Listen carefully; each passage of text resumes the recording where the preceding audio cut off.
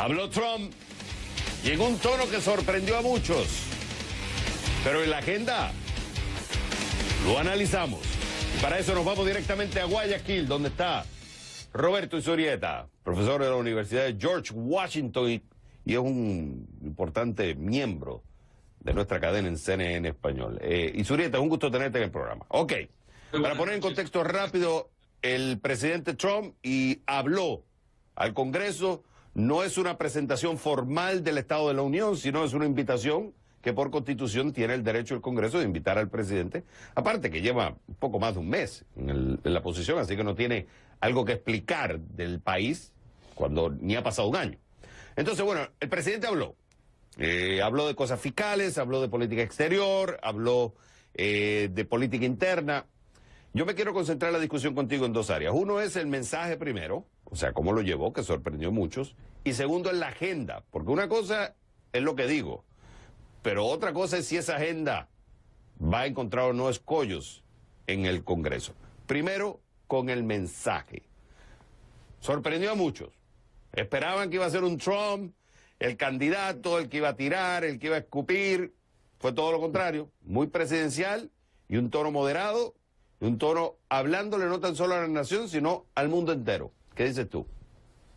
Estoy totalmente de acuerdo, pero yo quisiera recordar, si pensamos un poco, cuando él viajó a México y dio un discurso al lado de Enrique Peña Nieto sumamente moderado, y a la noche estuvo en un rally político donde nuevamente volvió a su retórica mucho más agresiva. Efectivamente, como tú dices, esta es la oportunidad para hacer las propuestas y dar señales al país y al mundo de su agenda de gobierno. Lo hizo muy bien. La recepción de este mensaje fue sumamente positivo.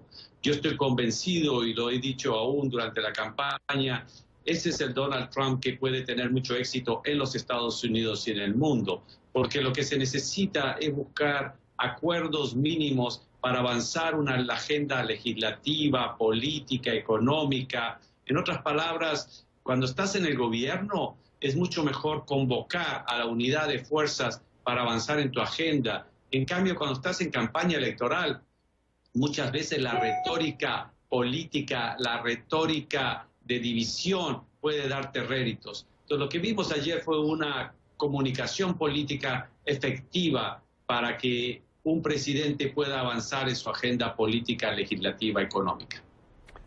Ahora, Izurieta, es predecible que vayas a hablar así ante el Congreso porque te está viendo todo el mundo. Este tipo de comunicación hay que verla dentro de una estrategia. Pero ya sabemos que Trump tiene la estrategia militar de shock and off, es crear este impacto inmediato de llevarte en extremo para después sacar ventaja en la negociación. Y esa ha sido su estrategia. Entonces esto entra dentro del marco de también sorprender al contrario. De decir, espérate, tú tienes una expectativa de cómo yo voy a actuar diferente acá. Pero esto no cambia la realidad, que Trump sigue teniendo una agenda política que para eso él considera, lo eligió una gran parte de la población estadounidense y él quiere implementar esa agenda. Y la dejó ver en su discurso.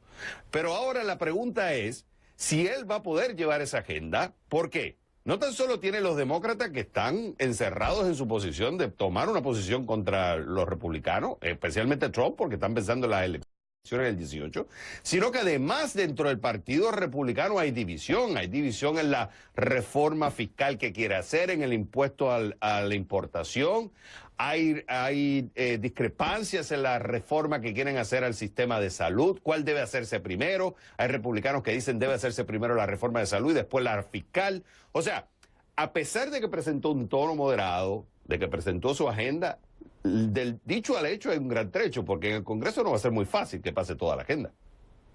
Pero no solamente eso, estoy de acuerdo con lo que tú dices. Adicionalmente, depende qué quiere conseguir. Si lo que quiere conseguir es motivar su base política, lo que ha hecho estas últimas semanas es correcto.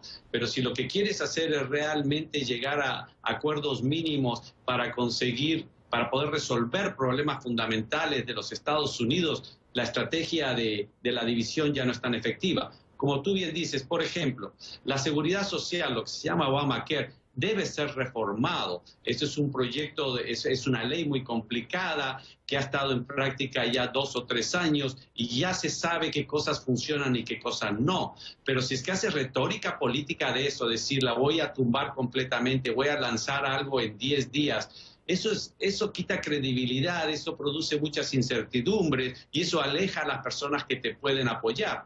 Vayamos al tema que lo mencioné ayer, que es sumamente interesante, la reforma de inmigración. La mayoría de los norteamericanos está de acuerdo en una reforma de inmigración. La mayoría de muchos de los diputados republicanos o senadores republicanos, y sin lugar a dudas los demócratas, están de acuerdo en una reforma de inmigración. Por ejemplo, estuve muy entusiasmado de escuchar eso, porque siempre he considerado que los republicanos tienen mayor posibilidad de promover una reforma de inmigración que los demócratas, porque necesitas una serie de votos adicionales que los tienen los republicanos. Entonces, volviendo a tu pregunta, efectivamente, él debería estratégicamente escoger una agenda legislativa que vaya sumando mayorías mínimas, por decirlo así, y éxitos y resultados, y en función de eso avanzas. Entonces, frente a eso, a la estrategia de chocar, de apelar a la base, ya no es tan efectivo para el gobierno.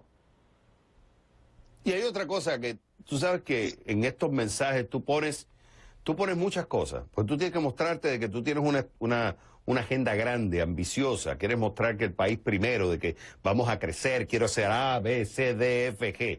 Pero cuando entra dentro del Congreso, ahí tienen que ponerse prioridad.